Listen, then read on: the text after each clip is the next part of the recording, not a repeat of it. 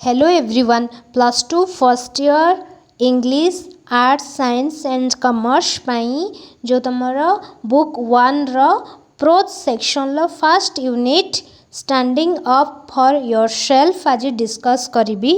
जने नरेटर तांकर चाइल्डहुड रो मेमोरीज बा तांकर चाइल्डहुड रो एक्सपीरियंस को एठारे वर्णना करूछंती। 1941 मसियार कथा अटे। नरेटर मस्को ठारे गोटे एम्प्टी फ्लैट रे एकुटिया बसवास करुथिले। कारण कौन कौन पे से एकुटिया बसवास करथिले? गोटे छोट पिला थिले, से तो तांका पेरेंट्स को सहित रहिबा कथा, कौन पे एकुटिया रहउथिले? तार कारण होउची तांका पेरेंट्स दुई जनकर छाड़पत्र होई जाइथिले। तांका बापा काजाखस्तान रे तांकर नुआ स्त्री बा नुआ पत्नी एवं सेमानंकर दुईटी पिला मानक सहित सेमाने बसवास करुथिले। उचित बा केबे केबे तांको बापांको पाखरु से चिट्ठी गुटे रिसीव करंती। माँ फ्रंट रे रुहंती। फ्रंट मीन्स सोल्जर माने जेउटी युद्ध करंती, से जो युद्ध भूमि, से जो बॉर्डर एरिया ताकू कहा जाए फ्रंट। उनका माँ जने जियोलॉजिस्ट थिले। जियोलॉजिस्ट रो मीन्स भूविज्ञानी बा भूतत्वविद थिले। तो माँ जने गायिका हेबा पई बा जने सिंगर हेबा पई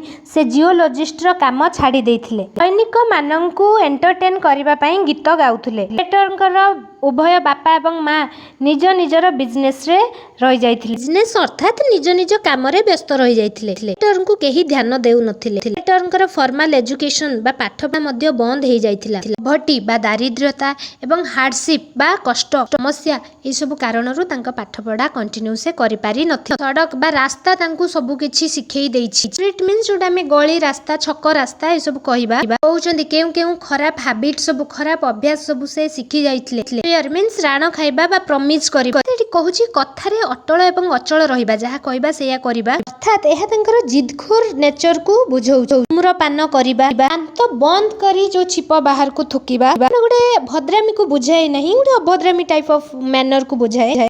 गुड मैनर बा डिसिप्लिन को बुझाए नहीं। Keep my फिस्ट्स at the ready, that means एमती जो एमती मुखा मारिले काहाकू आमे हातटा को जे पोजीशन करंती सेटा को जाय फिस्ट। एटा कहा सहित फाइट करिबा पई एमती करा जाय। डायरेक्टर कहउचनी मु सब बेले एमती फाइट करिबा पई बा निजको रक्षा करिबा पई, डिफेंड करिबा पई, अन्य मानक सहित फाइट करिबा पई एमती फिस्ट बा हाथ एमती मुखा पोजीशन करके सब बेले रखुतली, पूरा प्रस्तुत थिली। सब बा टिके टिके कथारे बा छोट छोट कथारे मु एमती फाइट करिबा को प्रस्तुत हे जाउथली। डॉक्टर कहउचन एई अभ्यासटी आज पर्यंत मध्य मो पाखरे अछि। स्ट्रीट मते सिखै देइछि जे कोनोसी जिनिस किंबा कोनोसी व्यक्ति को भय न करिबा पई। अर्थात स्ट्रीट तांको किपरि निर्भय हेबा को शिक्षा देइछि। स्ट्रीट रु ही तांको साहस मिलिछि। एटा मध्य गुटे प्रकार अभ्यास जोटा आज मो पाखरे मध्य अछि। डायरेक्टर कहउचनी मु एई कथाटी को हृदयंगम कली जे जीवन पई संघर्ष करिबा बेले एई कथाटी अधिक गुरुत्वपूर्ण जे मो ठारू जेउ माने अधिक शक्तिशाली,